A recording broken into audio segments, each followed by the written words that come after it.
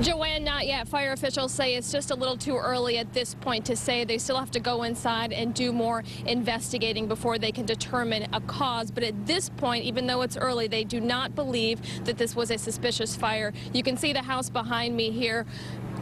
The burnt out windows and a green tarp over that house right now. They just removed the body of the 96-year-old victim. Family members tell me his name is Obi Bridges. You can take a look at his picture. His daughter Juanita just shared this photo with us. He lived here with his daughter. She said she was away working.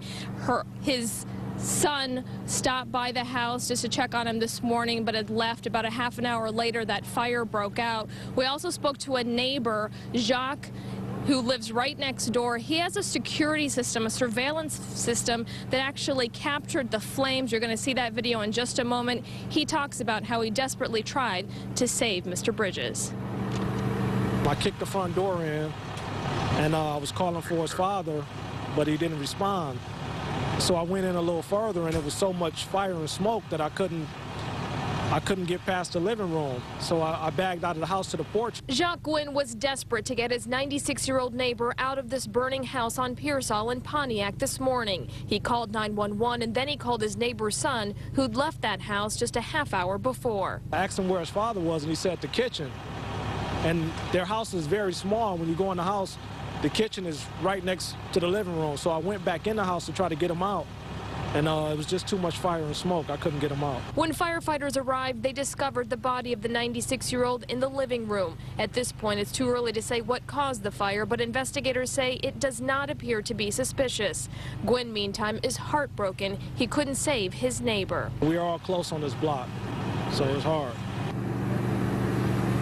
Now, Mr. Gwynn tells me that he called 911, and he also says that other people in this neighborhood called 911. When he says he called 911, he says that that call was answered by Bloomfield Township and that it was transferred to Pontiac. He claims that it took Pontiac firefighters about 15, maybe 20 minutes to get here. I asked the fire marshal about that. He tells me that they responded within less than 5 minutes of the call. So definitely some conflicting statements when it comes to neighbors and the fire marshal. But bottom line, sadly, 96-year-old Obi Bridges found dead in this home. As soon as we find out more information about the cause of this fire, of course, we will pass it along to you. Reporting live in Pontiac, Anu Prakash, 7 Action News. But Anu, what a hero that man is, not even thinking about his own life and going in that house and then going back in that house again.